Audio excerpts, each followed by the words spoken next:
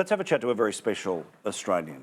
Dr. Alison Thompson has won a very special award in the past few days. It's called the Advance Australia Award. She was able to do so in the area of being an advocate for social justice and social impact.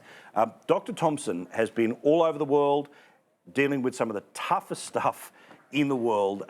She's gone through the difficulty of losing friends in 9/11 to be it earthquakes or refugee crises, all the rest of it, but enough of the introduction. Let's just talk to the good doctor. Dr. Thompson, welcome to the program. Good morning. Thank you for having me. It's good to be back in Australia. Yeah. Now, obviously, the thing about Australia is that our great advantage is that we're an island. Our great advantage is distance. But when you have decided to be in that part of the world and sort of go essentially from bad day to bad day to bad day to bad day, just how disconnected emotionally do you think Australia is from the difficulties that exist in the world? Yeah, I took off a long time ago to set off around the world. You hardly, it's complicated. There's so much trouble going on in the world, and even countries closer to the Syrian crisis and everything don't know what's going on. And on TV they have their politics and everything else is going on, but it's some very serious things going on in the world. And I get back here and people are talking about other issues and that, but I don't know if they know how serious of what's going on in the world. Because this is, I'll have the honest chat on the telly about how this works, which is that this should be the lead story all day, every day, is the idea that there are X million people who are either between the cracks or are dealing with something that happened 2 years ago or 3 years ago in an earthquake. But for some reason, the news business, be it the media, the political business, I don't know what it is, it's obsessed with feeding an ADD that means we always have to move on. I find that one of the weakest and worst things about the way that we view the world. Yeah, I find that each new disaster, they stay on it, they have their stories, beginning, middle, and end, and then they move on to the next one and the next one. And I say to people, I'm in Haiti helping, and they're like, oh, I thought that was over, it's not on the news anymore. But no, there's still 20 years of rebuilding or anything, so they have to move on, but there's still some serious topics. And, coming out of the Syrian refugee crisis, this is the biggest mass exodus since World War II and Hitler. It's a serious genocide going on, and I'm with those people every day. And then I get back to Australia and America, and you just don't hear anything about it on the news, and it's very serious. Can I ask about Haiti? I want to ask about Syria as well, but about Haiti. When, for want of a better term, the world moves on, the media moves on, can you see a drop in the amount of aid or the actual help that's going on? Do you actually see it? Absolutely. Really? In 2010, the world flooded to Haiti to help. But there's also been so much corruption with the money not reaching there with a lot of the big aid groups. So people are turned off by that. And I've tried to be encouraging people to donate to the smaller groups and the church groups, which really are on the ground doing work. But now there's a catastrophe. Southern Haiti is wiped out. There is no food crops. People are starving. 13 days out, they've had no food or water. And it's so serious. And these people are dying. And cholera has broken out. There's thousands of people with cholera.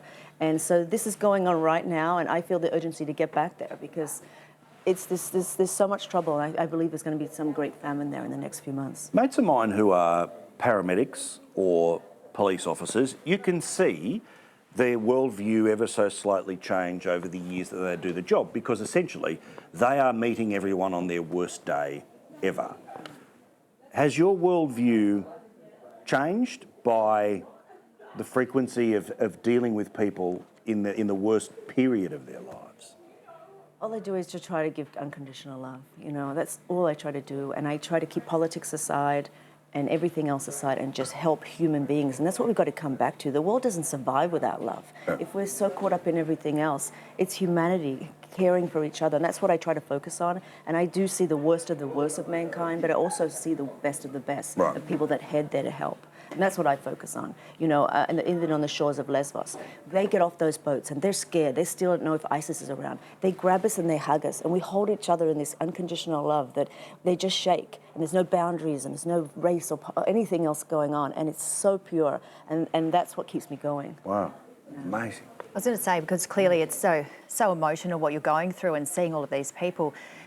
just basically losing their lives and struggling. Do you have any coping mechanisms for yourself? Yeah, otherwise I'd have major nightmares and everything. So what I do is I try to live right here in the present. I'm really having a good conversation with you, but tomorrow I'll be dealing with the raped Yazidi women, you know, and then the next day something else more devastating. So I just have to be right here. Tonight I'll have Thai food with my friends and just be present in each moment, because all of us spend too much time dwelling on our past and our future, but we're only here 80 years if that. So let's focus now and really just keep our mind present. And that's what keeps me going. Otherwise, I guess I'd be a bit of a crazy person. Well, it's all easy for us to talk about it and donate when you see the phone number on the TV or the radio. What triggered it for you? Now, you've been doing this for a very long time. What was the trigger point for you to get off the couch and go and help? Really September 11th, you know, I had a lot of friends in the building. I lost 64 of my friends that day, and I just raced down there. And I was trying to help out as a volunteer. I'm getting in there and that. Then the big official aid people came along, FEMA, and they said, oh, you must leave. The professionals need to take over.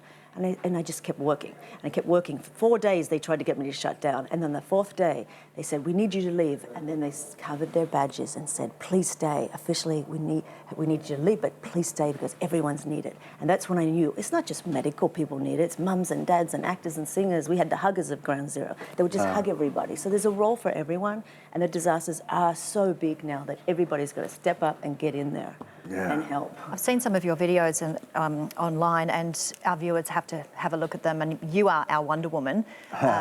And what about that? The idea that Wonder Woman is now a UN ambassador. This is the example to girls and women. That's ludicrous.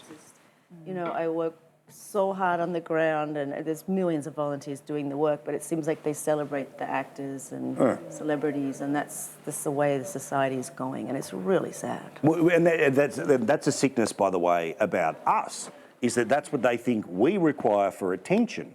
And, you know, you've got to plead guilty to it, is that, you know, if they had appointed, you know, a worthy person from, you know, the former South African justice for this, that and the other, wouldn't be talking about it around the world. Instead, we talk about it because of this silliness of the lens of celebrity. I just want to say thank you, and thank you for representing our country the way that you do. For all of the carry on about famous sports people and actors and all the rest of it, what you do is a million times more impressive, and thank you for doing it. Thank you very much. Good on you. Congratulations.